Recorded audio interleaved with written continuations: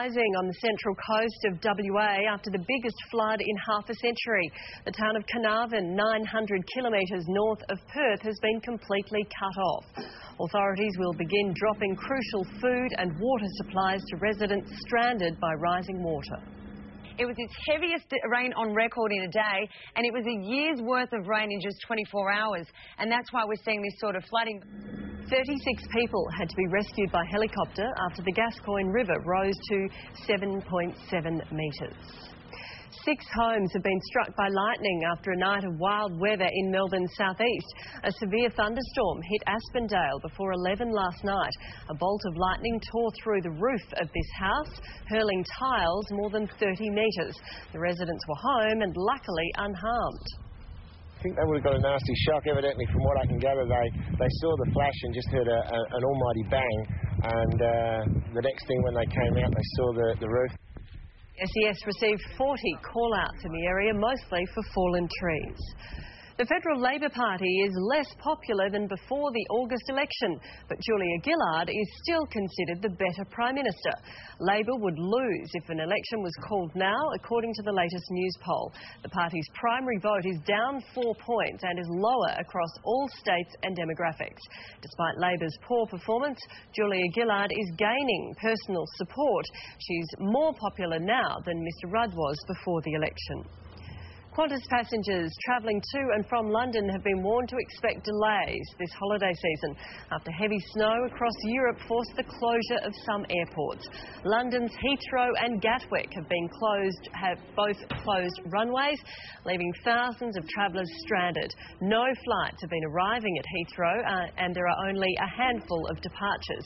Holidaymakers leaving for Europe are being advised to monitor their airlines' websites. The snow is also causing trouble in Paris, where the Eiffel Tower has been forced to close. Prince Harry has visited Germany to pay tribute to those killed trying to escape communist East Germany across the Berlin Wall. The 26-year-old prince laid a wreath at a memorial which is the site of one of the few remaining sections of the wall. Sport time, and Australia will take an unchanged 12-man squad into the 4th Ashes Test starting on Boxing Day at the MCG. Selectors are toying with the idea of sticking with the 4-prong pace attack that powered the Aussies to a dominant 267-run victory in the 3rd Test at the WACA. They certainly work beautifully together this week, and there'll be, a bit of debate over the next couple of days about the right attack for Melbourne. Yeah, an extra batsman will be added to the squad if Ricky Ponting fails to recover from a broken finger. Leading skipper Neville Crichton has declared Wild Oats 11 untouchable in this year's Rolex Sydney Hobart Yacht Race. Crichton's Alfa Romeo isn't defending its line honours title in the absence of his Super Maxi. Crichton says Wild Oats 11 will eat its opposition alive. Investec Loyal is rated as the only other genuine contender for line honours. Time for a check of your weather right now. Rachel Finch is stepping in for Grant Denyer, who's ducked off on his Christmas break. Rach, those windows at Myer in Melbourne just look superb. Oh, they are superb, Brett. They're absolutely beautiful. It's telling the story of the Nutcracker, which is an old traditional Christmas tale. We've come to the last window here. It's wrapping up everything. Of course, the happy fairy tale ending. The Nutcracker and his Prince Clara fall madly in love, and happy endings all around.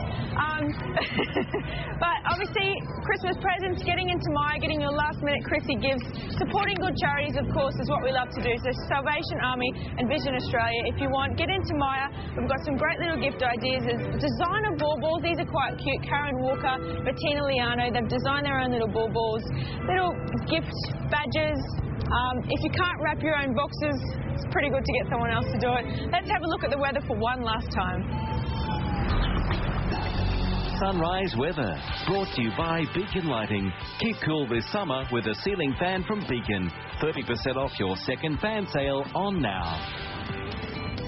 A trough is triggering rain and storms through northern WA, the Northern Territory, Queensland and northeastern New South Wales. A gusty cooler change is passing through the southeast, bringing showers and potentially severe storms for southern New South Wales, Victoria and Tasmania. And having a look at the national capital map, fine and some wind in Brisbane and 30 degrees. A fine and windy day is expected in Sydney with a top of 23 degrees.